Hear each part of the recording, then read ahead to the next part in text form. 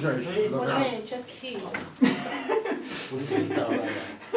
Acho que agora foi. Ai, eu gravei. Eu gravei. Você gravou? Puxa. Ó, os perrengues. Salve galera, mais um podcast começando. Hoje com mais uma participação especial da nossa querida pastora Carla, que recentemente assumiu aí o comando do Uniwan junto com o nosso querido pastor Fabiano.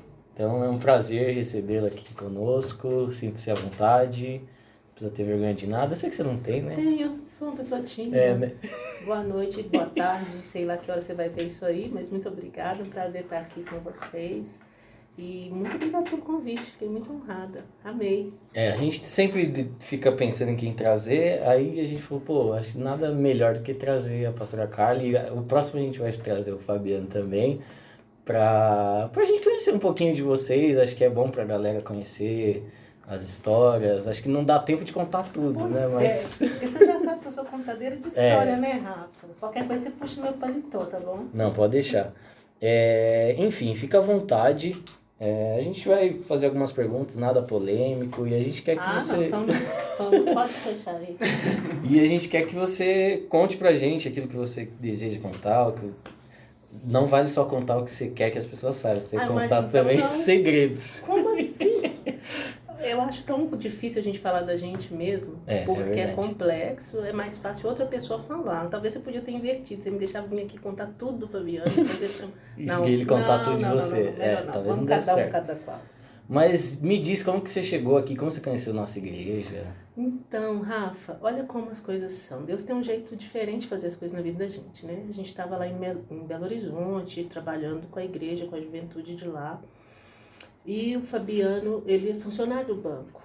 E tinha uma seleção aqui para um cargo que seria economicamente muito diferente do que a gente vivia. Só que o concurso na época era muito concorrido, eram pouquíssimas vagas. E ele falou, olha, abrir essa oportunidade lá em São Paulo. E a gente falou, vamos conversar com o pastor, que a gente é desses. Falou, pastor, olha aí, corre o risco, porque se ele passar na prova, a gente vai ter que ir para São Paulo. E em menos de 2 meses ele passou, foi aprovado, a gente teve que mudar. Nós nunca tínhamos pisado em São Paulo. E o banco fez a gentileza de nos dar um mapa do metrô. E falou assim, evita essa parte aqui, ó, na linha vermelha, escolhe outra casa. Aí eu entrei no Google. Pois é. Aí eu entrei no Google e coloquei casa, lugar, correio, escola, igreja, praça. Aí, puf, o Google me direcionou para uma casa que estava alugando aqui perto da praça, pertinho da igreja, na Rua Guilhermina. E aí eu falei, o Google já me mostrou essa igreja. Então eu achei literalmente no Google, toda antenada. Nossa, não foi nem indicação de pessoa, nada. A gente não conhecia ninguém aqui em São Paulo, nem um padeiro, nem um carteiro, nem uma alma sequer. Então quando a gente chegou, foi muito engraçado, porque a gente chegou e o Fabiano sentiu a falta das pessoas, ele não veio ao culto, eu vim eu e o Gui a primeira vez. E foi muito sobrenatural isso, porque o Gui tinha 3 aninhos. E quando a gente veio ao culto, ele subiu para a salinha das crianças e eu, mãe, tigre, fui atrás, descobri... Preocupado, sei lá, o que eles vão fazer com esse menino. Aí quando eu vinha, o Ministério Infantil, a professora estava com o mapa mundi e as crianças com uma lanterninha e falando de missões. E quando a gente saiu daquele culto, o Gui estava entusiasmadíssimo, ele estava simplesmente apaixonado pela igreja. Ele falou, mãe, essa é a nossa igreja. Jesus é a luz do mundo. Nós temos que orar pelo mundo. E eu fiquei ouvindo ele, entendendo. E assim, o Fabiano e eu sentimos a falta da igreja, dos irmãos, da família. E o Guilherme estava à vontade. De casa já. Nossa. O primeiro dia já estava... Já trocou o Atlético pelo Corinthians, já estava todo à vontade. Então, foi assim que eu achei a igreja, na verdade. Eu creio que o Senhor direcionou tudo. Deus fez tudo acontecer no tempo certinho. Do jeito dele, a gente chegou e já ficou aqui congregando. A gente não falou para ninguém que a gente era pastor. E foi uma bênção. Porque a gente estava exausto. E a melhor coisa que eu achava era vir para o culto. Só vir e ficar de boa. E receber a ministração, assistir louvor e curtir. A gente ficou praticamente 1 ano aqui, tendo esse tempo de refrigério, etc. Ah, foi bem gostoso, Foi então, né? bênção, foi E você bênção. já acostumou com São Paulo ou ainda não? Menino, já, você acredita? Eu estranho. A única coisa, eu acho que seria perfeito se eu conseguisse tirar as pessoas de Belo Horizonte E trazer pra São cá. Paulo. Aí, fechava. Nossa, aí era tudo. Acostumamos. Mas eu acho que São Paulo é uma cidade que dificilmente não se acostuma. É claro que, tipo, são costumes diferentes, mas eu acho que aqui se tem de tudo um pouco, né? Então, E quando você ouve fora daqui, você não faz ideia. Igual eu falo, o trânsito de São Paulo. Quando eu ouvia isso, eu falava, gente, trânsito é trânsito. Gente, o trânsito de São Paulo. não tem igual. Engenharia de trânsito. Porque Minas, você nunca pode. Você vem uma rua e eu a outra, nunca poderia os dois condutores virar para a própria esquerda. Eu quase que eu matava os motoqueiros aqui quando eu cheguei. Muitos deles tiveram um encontro com Deus assim no susto, porque eu não sabia que ele podia fazer isso. O semáforo fica do outro lado. Então, você andar 5 km por hora, meu Deus, eu falava, gente, realmente É diferente. é muito. E a quantidade de pessoas. Primeira vez que eu fui no supermercado, gente, era tão engraçado, porque mineiro é devagar, né? A gente é num outro ritmo. E o pessoal Fala tudo tranquilo. Cara, o pessoal aqui no supermercado com aqueles carrinhos, eu achei, falei, será O pessoal acha que tá será no que é um trânsito, jogo? né, no mercado. Eu falei, preciso de uma carteira F. De furiosos pra conseguir. Eu cheguei no supermercado, tinha 100 caixas, com pessoas no caixa, e ainda um auxiliar empacotando. E eu falava, Senhor, hoje Todo eu já mundo acelerado. Não, né? hoje eu já tô fera no carrinho de compra, meu filho. Você tem que ver lá. Mas há 7 anos atrás, Já faz 7 anos que vocês estão vocês aqui? estão aqui aguentando nós. Já. Caramba. Passa Passa muito rápido, né? Eu acho que eu Voou. consigo ter noção quando eu vejo o Gui, que ele era bem pequenininho e agora ele é bem grande já. Quinto. Mas vocês, pra nós, também tem essa referência, que quando a gente chegou, vocês eram tudo molequinho. É verdade. Né? Então, Eu ver tinha vocês crescer 7 anos atrás, 18. era um neném aí, ó. Tinha até um negócio de uma bandeja, não vou falar da banda. Juro que eu não vou falar da banda. Banda HD, né? Não Melhor vou falar do lembrar. HD, mas tudo bem. É porque você fica zoando no grupo lá, você acha legal. Adoro. Você e o Fabiano. Adoro. Gente, tem umas fotos, deixa pra lá. Mas pra gente é bom ver isso, ver a igreja. Eu acho que é diferente do olhar de quem já tá aqui desde o começo. Porque a gente chegou, viu uma igreja, viu uma família, e ver essa família amadurecer, ver Deus trazendo uma maturidade, um outro tempo, ver esse renovo da obra de Deus pra gente. Não só por causa da maturidade de vocês, mas por causa do que Deus está fazendo mesmo, né? Das estratégias novas, dos sonhos novos. E isso pra gente dá essa visão de uma igreja viva. Nossa, isso é bom demais. Isso é muito bom. É engraçado você falar, porque a gente tem uma noção, mas você falando a gente para pra pensar. Tipo, quem vê de fora acho que consegue ver muito mais, Muito né? E mais. com muita diferença. Assim, nossa, olha como eles eram, olha como tá agora. E mesmo você falar, vi a partir de um certo momento, não estava desde o começo, mas vocês participaram também do processo de crescimento. Acho que principalmente eu falo por mim, assim, porque eu lembro quando vocês chegaram, vocês trouxeram muito lance de intercessão, oração, vocês bateram muito nessa tecla, e foi uma mudança de chave para nossa igreja. Não que a igreja não orava, mas tipo, não tinha Era esse... diferente o estilo. Eu lembro do Exatamente. pastor me zoando por causa dos atos proféticos, né? Tudo é ato profético. Mas é isso, eu acho a identidade da gente também. E nisso também eu vejo o Senhor, Rafa. Quando eu cheguei aqui, eu sentei no banco mesmo. E Deus tinha um ministério de louvor. E o Senhor falou comigo, é para você orar. É para você. E eu me deixava aquilo, eu achava aquilo espantoso, não ter uma cobertura para quem estava na liderança. E quando eu cheguei, o seu pai, ele passava por situações tão drásticas, sérias. E eu pensava, gente, por muito menos lá em Belo Horizonte, já tinha os meninos raspados a cabeça, a gente já tinha ido pro pano de saco, porque lá era outro nível mesmo de visão, né? E aqui a gente falava porque achava muito importante isso. Então, ver isso hoje... Você quer ver uma coisa simples que me encanta? Os meninos que eu dava aula. Quando eu cheguei, a Dani pediu que a gente ficasse no Ministério de Ensino. E eles eram todos menor que eu. Você acredita nisso ou não? Tinham todos menos de 1,5 m. E E hoje ver esses meninos trabalhando, querendo fazer alguma coisa com a mão no arado, e tudo com 1,80 m, pensava, gigantesco. cresceu Você na deu aula graça pra do esses meninos aqui? conhecimento. Não. Depois eu te Deu? mostro umas fotinhas. Eu tenho umas fotinhas ótimas, todos escondidos meus alfarrabos. Você tem que mostrar, porque só mostra a foto minha, zoada, e do Rabicó, e do Mas Matheus. é porque eu Vocês acho têm que mostrar a foto eu acho que deles cabe também. mais um mês ali de zoeira com aquelas fotos Não, suas. A hora que não acho. acabar. Acho que já tá bom já. Já tá ótimo. Mas eu tenho algumas. Então, ver isso, pra mim, é muito. Eu fico imaginando o que mais Deus vai fazer. E Deus vai abrindo a porta e vocês vão entrando. Até mesmo, por exemplo, aqui, um podcast. Eu vejo esse tempo da igreja nas redes sociais como uma diáspora cibernética. Que a igreja jamais faria isso espontaneamente. Não, vamos investir em tecnologia. Difícil, a gente ia continuar mandando dinheiro para o missionário, comprando a Bíblia de papel. Dificilmente a gente investiria nisso. E olha como Deus fez, de uma forma forçada por causa da pandemia, nos obrigou, mas a gente saiu e obedeceu. Então eu assisto isso e fico imaginando onde vai chegar, o alcance que vai ter. Não, com certeza. E a gente tava falando disso na semana passada, eu acho, a gente tava comentando que provavelmente se não tivesse a pandemia, a gente não ia estar fazendo nada disso. Então, tipo, não ia ter culto online. Às vezes, muito talvez tivesse, mas eu duvido muito. Então foi algo muito bom. A minha mãe, ela vive numa casa de repouso. E quando começou os cultos online,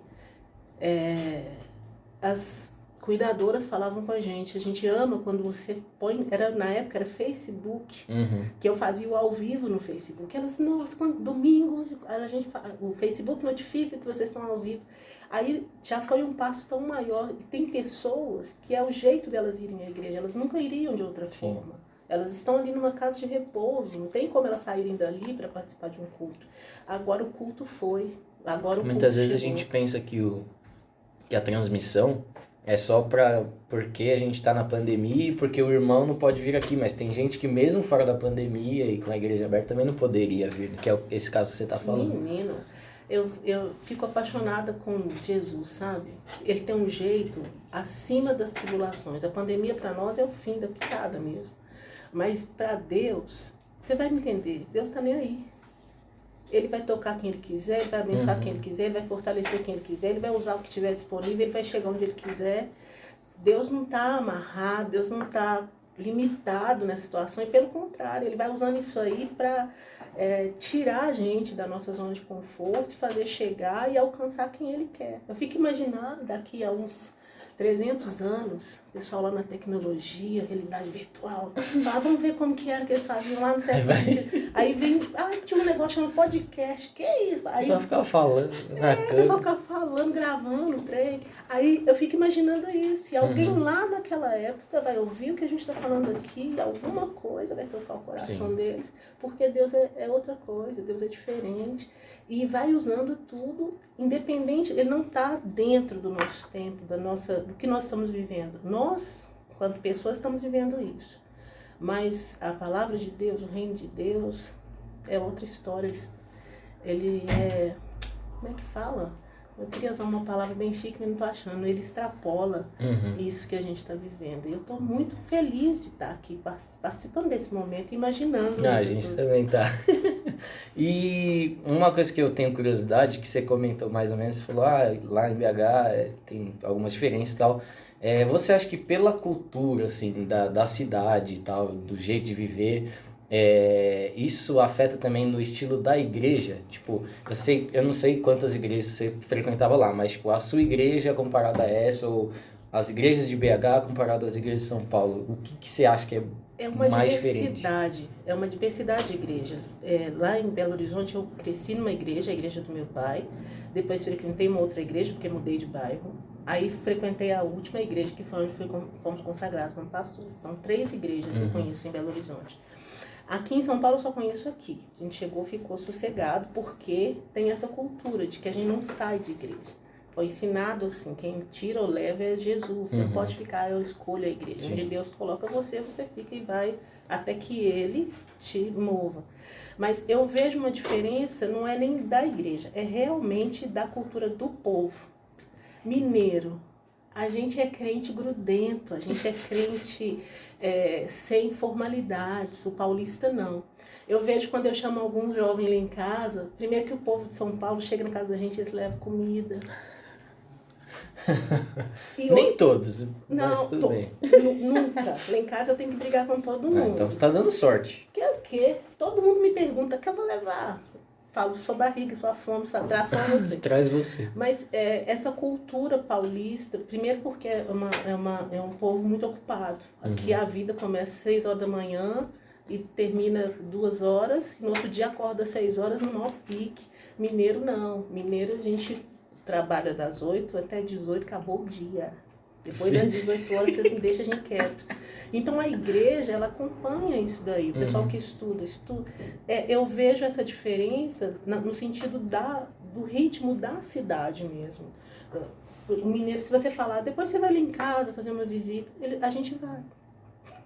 Se chamar a gente... Então a igreja tem essa acessibilidade. As pessoas chegam... Isso eu sinto... Uma das coisas que eu sinto mais falta é quando as meninas da minha igreja chegavam lá em casa, eu batia o interfone e falava, vim orar. Não combinou, mas chega, entra a hora e aqui em São Paulo não tem. Para você chamar alguém para sua casa, você tem que convidar. Olha, vamos orar na minha casa. E uma coisa tão engraçada... Quase mandar um e-mail formal. Tem. E no WhatsApp de manhã, combinou que é para ir na segunda-feira à noite. Segunda-feira de manhã, manda um WhatsApp para confirmar...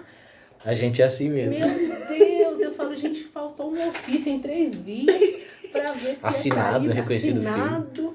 Aí eu perguntei, por que você confirmou? A gente já tinha combinado. Ah, mas é porque fica com medo de aparecer outra coisa. É porque pro paulista aparece outra coisa. No meio do caminho, o metrô quebrou, sei lá o que aconteceu. Às vezes as coisas, eu entendo. E isso reflete na igreja. O mineiro, ele é mais... A casa de um é a casa de todo mundo. Aqui em São Paulo, não. Você espera o convite. Aí você aprende a ir no ritmo da igreja. Você quer ver uma coisa tão simples que é diferente? Lá em Minas é abraço. A gente chega na igreja e gruda. Aqui em São Paulo vocês estranham a gente demais quando a gente gruda vocês. Fala, eu vejo que as pessoas não têm esse costume. Só não a Nicole.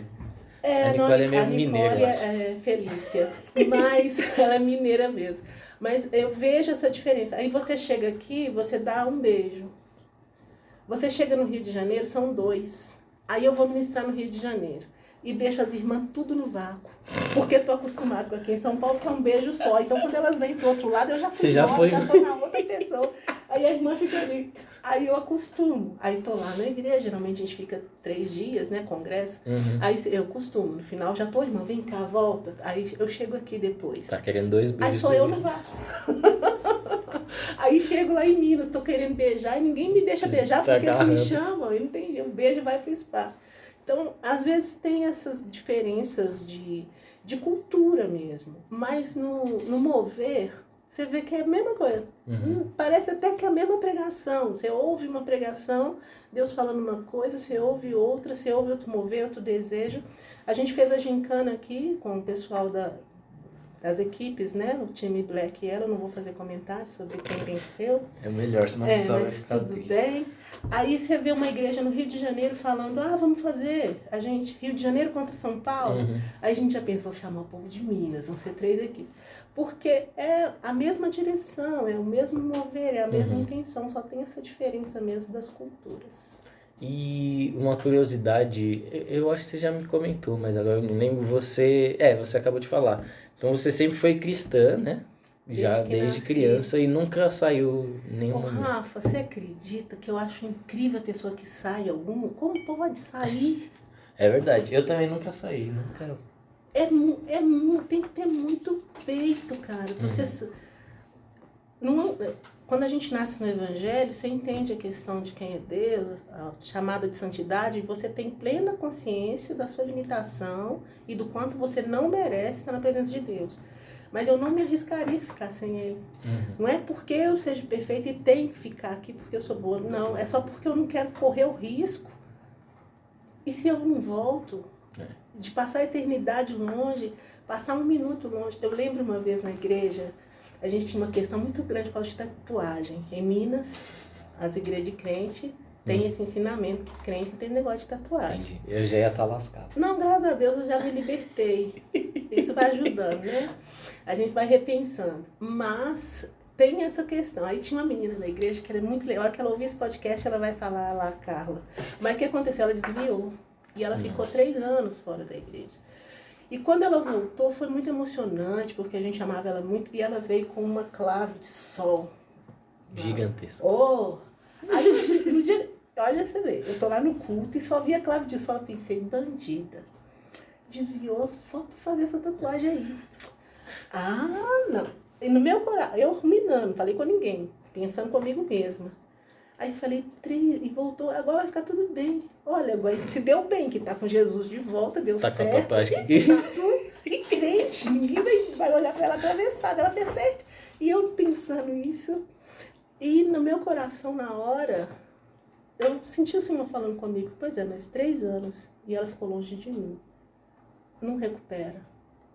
3 anos sem orar, sem adorar, sem ler a palavra, sem sentir minha presença, sem sonhar comigo, sem se sentir encaixada nesse propósito.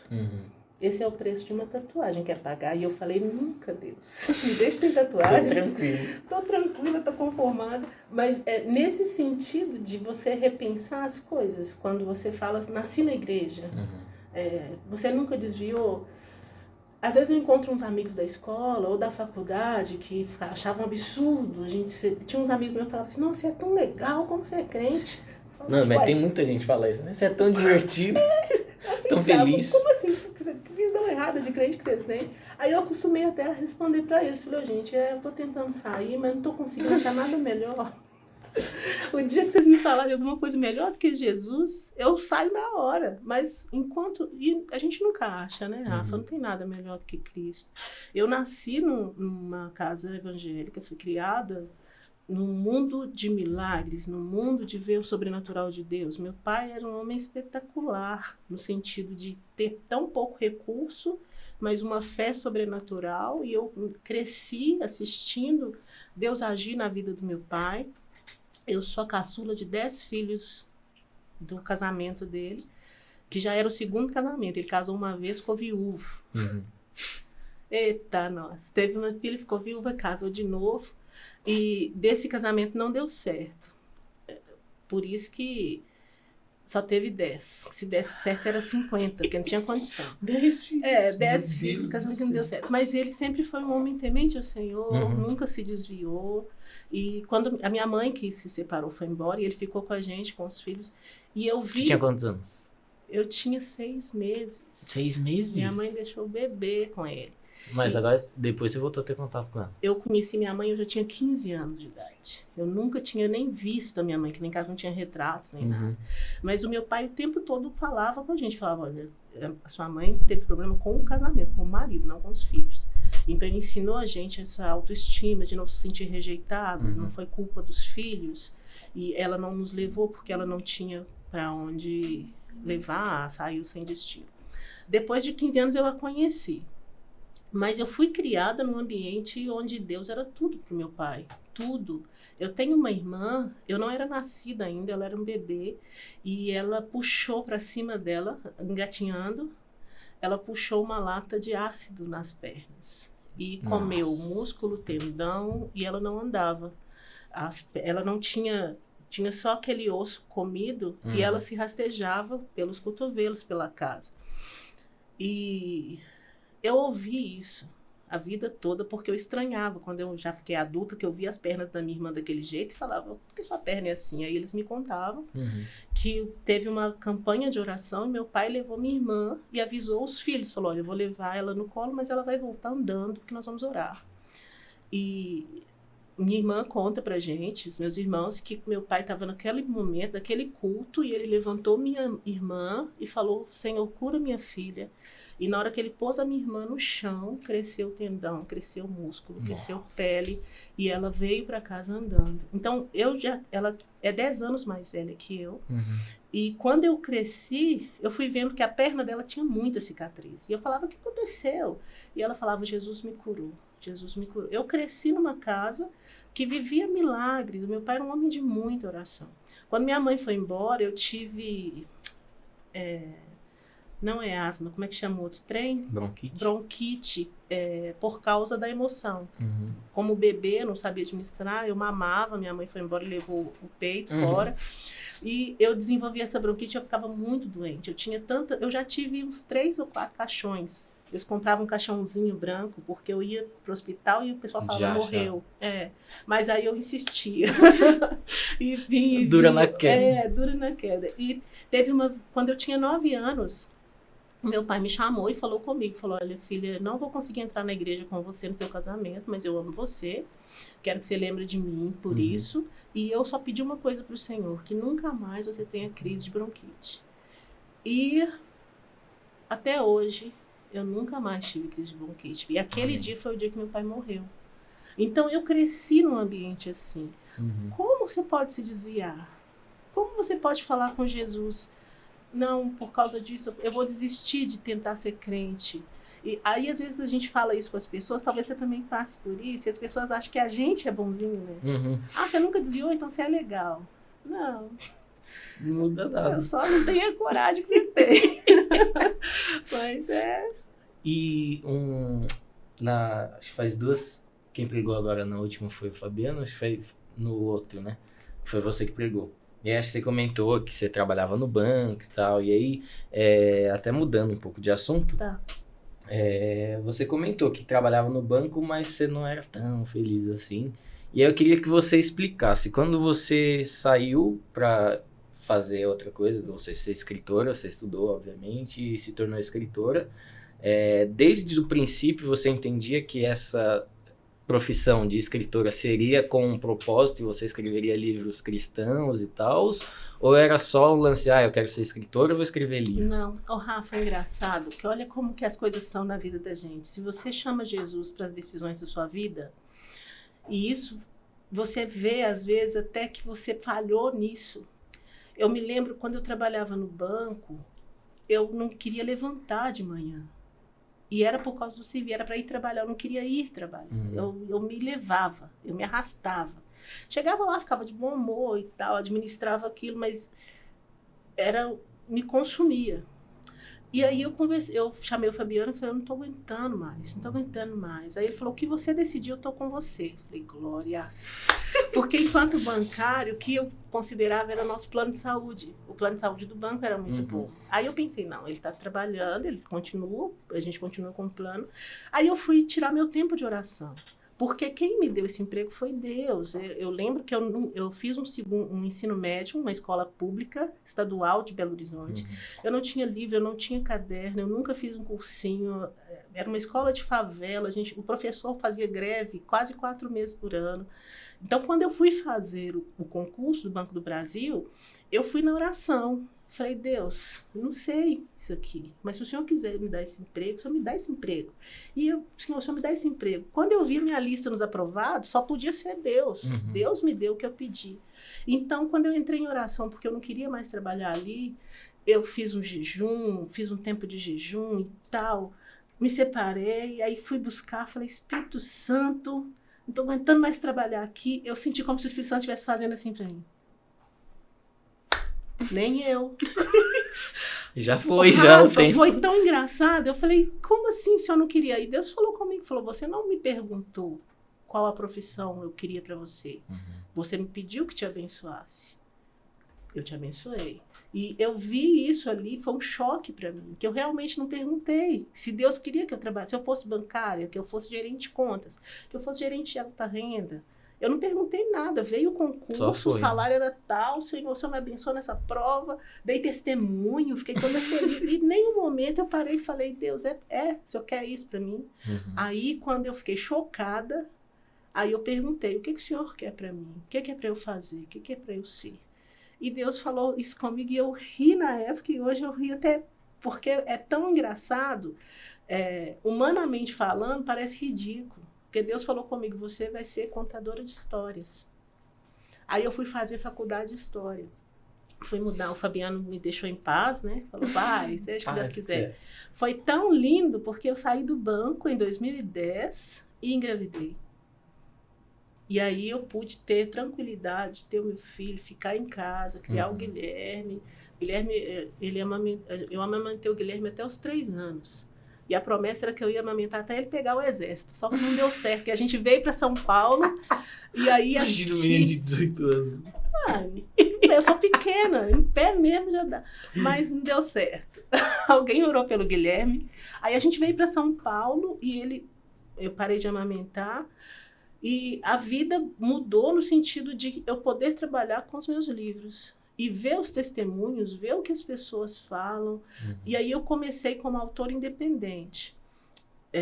Eu mesmo produzi os Semeadores de Contendas. Aí eu fui escrever o livro que eu queria ler, que era a história de Davi. Ninguém falava de ficção bíblica no Brasil. Falei, poxa, uma história dessa ninguém escreve. Aí eu falei, vou escrever. Aí começamos a produzir isso. Era 5 livros na época. E não dá dinheiro, mas dá fruto. Mas dá alcance, você vê as pessoas sendo abençoadas. E aí o que eu descobri? Que tinha mais autor crente que escrevia sobre a Bíblia. E eu juntei esses autores num livro chamado Viagens Fantásticas pela Bíblia, 10 escritores, e aí o dono de uma editora me achou, falou, vem trabalhar comigo. Então, hoje eu trabalho como editora, eu faço os livros das outras pessoas, inclusive queria fazer o do seu pai, até hoje ele tá me enrolando. Né? Meu Deus, gente, eu vou ter que chamar uma gangue, e vou ter que dar no ônibus, porque o livro... Ele enrola. E é fantástico o livro dele, mas assim, todo mundo que me conta uma história, eu já fico pensando, porque o livro alcança o que a pessoa não alcança. O editor faz exatamente? Um editor, ele vê o que você tem de criatividade, originalidade e como fazer isso chegar no seu leitor. Ele vai pegar a sua história, ele vai pegar o que você escreveu, seja um estudo, ou seja ficção, ou seja... E ele vai pensar qual o melhor formato para alcançar o público para quem você está escrevendo. Um editor é a mesma coisa de um desenhista de moda. Alguém pede uma coisa, tem alguma ideia na cabeça e você vai lá e transforma aquilo em algo palpável. Então, o trabalho editorial é esse. Desde 2016 eu trabalho com isso e até hoje, nesses últimos anos, a gente já produziu quase 200 livros. Nossa, é muita coisa. Então, participa de grandes eventos. Quantos livros você escreveu? Nossa, eu tenho 14 livros. Nossa, é muita coisa. Mas eu amo Eu não escrever. consigo nem imaginar. Eu não sou muito bom escrevendo, assim, então eu não consigo nem imaginar. Rafa, mas hoje tem tantos recursos. Hoje tem verdade. autor que ele dita no Ele WhatsApp, fala, né? ele fala. No ditado dele, o WhatsApp transforma em texto, ele já manda aquilo ali no meu e-mail. Meu pai, eu acho que ele tá fazendo isso. Ele tá pegando as pregações dele, do YouTube, aí a ele maioria dos transforma grandes em pastores texto. fazem isso. Eles têm uma equipe que transforma o que ele fez de palavra no livro, e isso é inteligentíssimo, porque tem pessoas que não conseguem. Eu, por exemplo, eu não tenho costume de assistir, de ver YouTube, eu gosto de ler. Então, às vezes, as pessoas também são assim. Então, se tiver o livro fica na sala de espera do dentista, o livro fica no hospital. Tem um projeto que as pessoas dão os livros para os hospitais. Então, a gente manda, as pessoas estão internadas e a gente faz biblioteca com livros que abençoam. Então, a pessoa está internada ali. Ela não quer ficar assistindo televisão, ela vai lá para a brinquedoteca ou para a biblioteca e tem um livro, tem um acesso. Eu sou apaixonada por esse mundo da literatura, sabe? Teve uma vez, a gente foi fazer uma Bienal do Livro no Rio e eu fui lançar uma autora que escreveu um livro de poesia chamado A Frase do Portão. E a gente, no meio da Bienal, eu arrumei o cenário e tal, falei, fica aí que eu vou fazer umas fotos, e me afastei do stand. E aí, no meio da conversa, passou uma pessoa, eu fui conversar com a moça que passou, me distraí. Quando eu voltei a olhar pro stand, ela estava lá com a moça assim, com as 2 mãos, e ela com a mão dentro do stand, Orando. na Bienal do Livro, orando. E a moça lá recebendo oração, chorando. Aí eu falei, O que tá acontecendo? lascou-se, porque o stand não era cristão. Aí eu esperei, falei, não vou nem tirar foto disso. Se perguntar, não tem prova do crime. Aí depois eu cheguei e falei, vem cá, o que aconteceu aqui? Enquanto ela enxugava as lágrimas, ela falou, eu fui falar com a moça, apresentar meu livro, ela perguntou por que eu escrevi isso, e eu falei que é porque Jesus é a minha inspiração, é a poesia da minha vida. Ela falou, nossa, eu gostaria de conhecer esse Jesus. Ela falou, tá, agora é aqui. Eu já vi pessoas aceitarem Jesus em eventos que não tinham nada a ver com o culto, mas o propósito do culto, o propósito do livro, aí você ouve os testemunhos, É lindo. Eu É imagino. motivador. Uma outra questão também, que tipo, hoje em dia é até uma... Não sei se seria política, acho que é mais de mudança da sociedade, enfim, mas hoje em dia a gente vê muitas livrarias fechando. E eu acho que você, como escritor e editor, fica muito triste, né? Fico. Por que você acha que fecha? Porque eu acho assim, o livro nada mais é do que um compilado de conhecimento, seja um conhecimento que está sendo colocado ali de forma lúdica, ou até mesmo com o que você falou, né, de ficção, enfim, ou até mesmo conhecimento técnico. Mas, por ele ser conhecimento, isso nunca vai acabar. Mas acho que a forma de consumir livro é o que está mudando. Não, Rafa. O que você acha que acontece? Eu, como editora, faz parte do meu trabalho acompanhar o mercado, ver o que aconteceu, quem foi mais vendido, o que houve ali.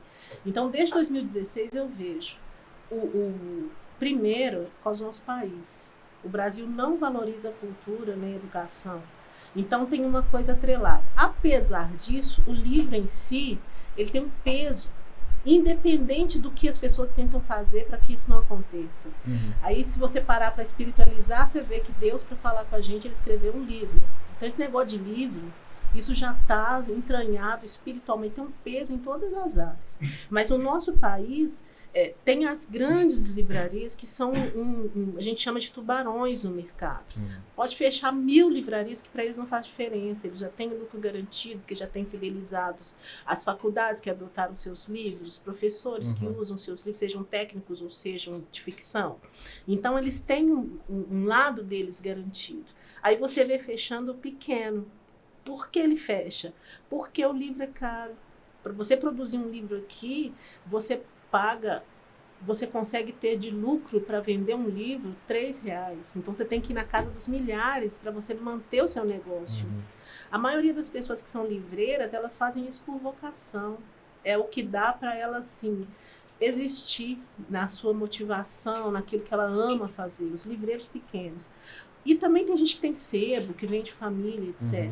Mas não há incentivo no meio literário para o pequeno conseguir continuar de portas abertas. Muitas livrarias conseguiram, com a pandemia, na venda online, continuar pagando as contas. Mas esse tempo que a gente tem atravessado, e os últimos anos, foi pior, porque tem uma... Vou tentar não polemizar, mas tem uma cultura de desvalorização disso que taxa, igual agora os escritores estão todos lutando contra a taxação dos livros. Porque além de não ter incentivo, ainda querem colocar um imposto. Já tem um imposto sobre o papel, já tem imposto sobre a tinta, já tem imposto sobre aí eles querem colocar mais um tiquinho, ou seja, e o argumento de que só rico lê, que pobre não tem interesse de ler, que não é verdadeiro. Aqui em São Paulo, uma das coisas mais espetaculares que eu descobri foram as bibliotecas. Então, a minha editora fez questão de colocar livros cristãos em todas as bibliotecas de São Paulo. Se você for no Parque de Juventude, você vai achar nossos livros lá. Porque as pessoas podem não ter o dinheiro para comprar o livro, mas elas fazem uso, elas têm o desejo deles. Agora, uma coisa interessante da gente ver é que o mercado editorial, nos outros países, ele conta todo mundo junto. Aqui no Brasil, eles contam separado o livro não crente do livro evangélico. O livro evangélico, ele vai na contramão do pessoal. Esteve em crise e a gente só crescendo. Mas qual que é o problema do crente? Ele só lê famoso ou autoajuda. Ele não lê teologia, se ele não conhecer, se não for alguém relevante. Então, se não for uma família bem forte, com aquele nome que tem CDs, DVDs, não sei o quê, ele não dá muita chance. É um mercado complicado, complexo, satisfaz quem faz por amor, mas deveria melhorar muito. Mas para isso a gente depende de tantos fatores, até mesmo nas igrejas. Uma coisa que eu parabenizo o pastor Ademir, que aqui na igreja de Lausanne, ele tem praticamente 6 escritores. Isso é um baú com pérolas. Tem vários autores publicados aqui, alguns com mais de um livro. Se depender de mim, eu fico escrevendo história de estudo e falando escreve, porque é bacana, é algo que fica para a posteridade, é algo que alcança as pessoas. Agora a pastora Silvia Regina e a pastora Silvia Nicolai toparam entrar no devocional e uma freira comprou o livro E veio o testemunho da mulher de como Deus está falando com ela, porque pastoras estão escrevendo sobre a palavra de Deus e nesse tempo de pandemia que ela está passando, enfrentando a situação. Então, assim, é uma profissão apaixonante, mas tem muitos desafios. Tem muita dificuldade, né? E eu acho também que, além de tudo isso que você falou, eu não sei o quanto isso afeta pra vocês, mas, tipo, as pessoas hoje, elas dificilmente compram livros, elas baixam PDF e lê. Eu, particularmente, não gosto, é até algo que eu ia falar. Eu posso ler um livro no celular e ler o mesmo livro no papel, eu vou me achar muito mais inteligente lendo no papel. É tipo, acho que é o que você falou mesmo, tem um certo peso e...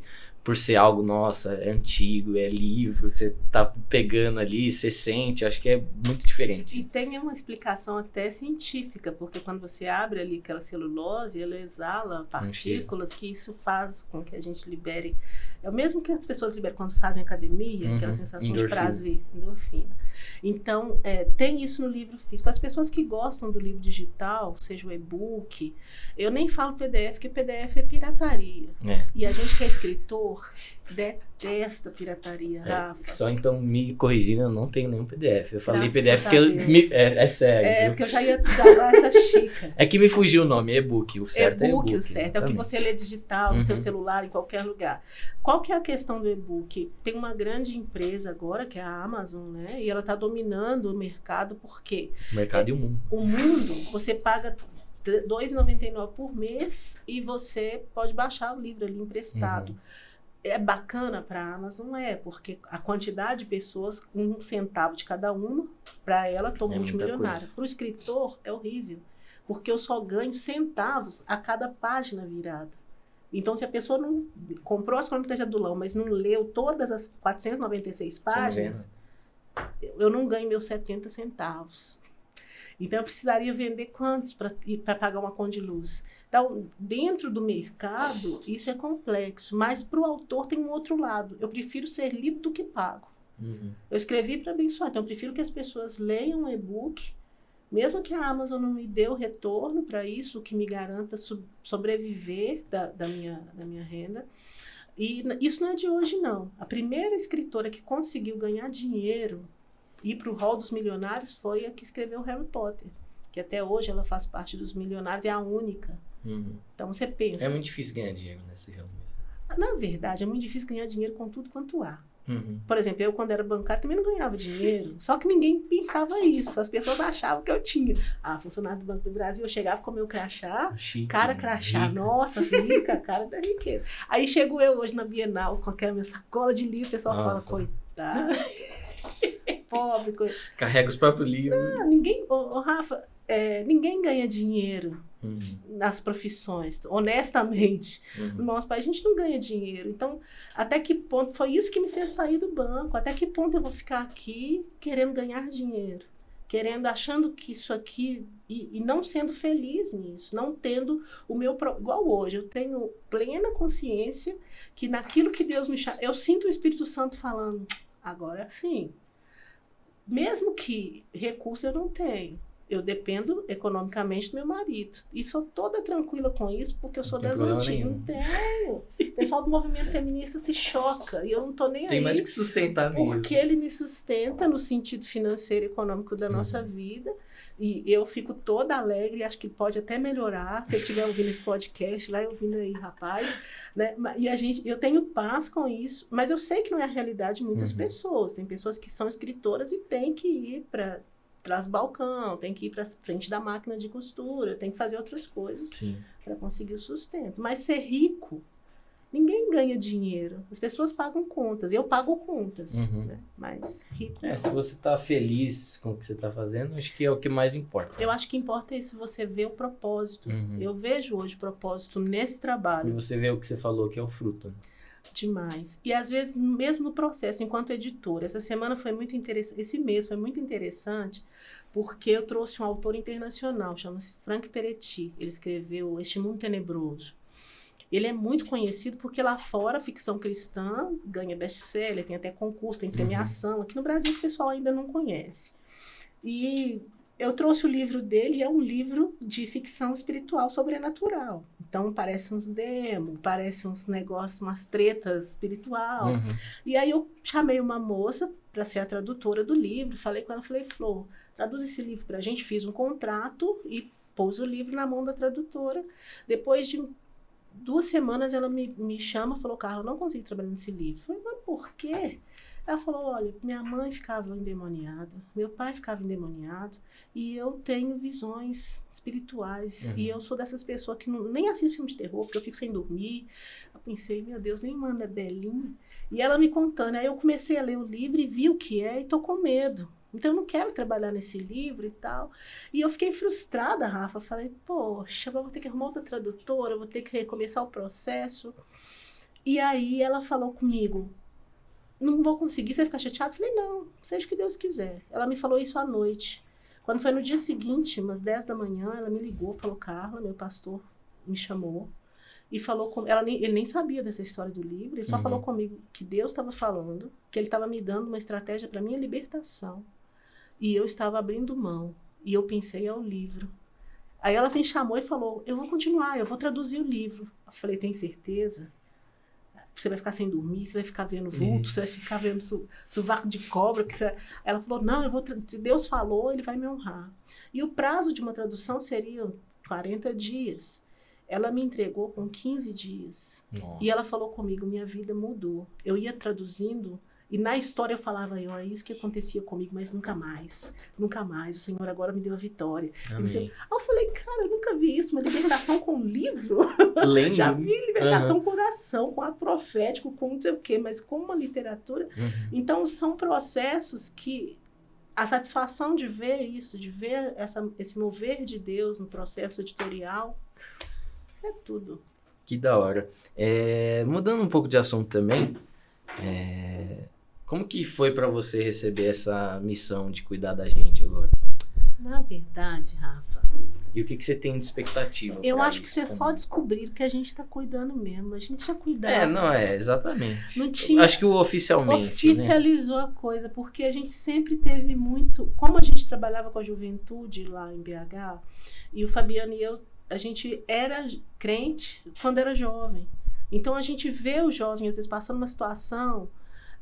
uma crise existencial, um ataque nas escolhas, querendo namorar e ser santo, não tendo uma família que dê o suporte na vida espiritual. A gente vê essas coisas acontecendo na vida dos jovens e a gente vai para a oração, a gente vai para... O que a gente pode fazer? Então, para nós, foi desafiador no sentido de... Vocês são paulistas, né? Então, até vocês acostumarem com esse jeito mineiro de pastorear, que é de... trazer para perto. Eu, particularmente, eu gosto da tecnologia, glorifico a Deus pelo recurso tecnológico, mas eu detesto o contato virtual. Também não gosto.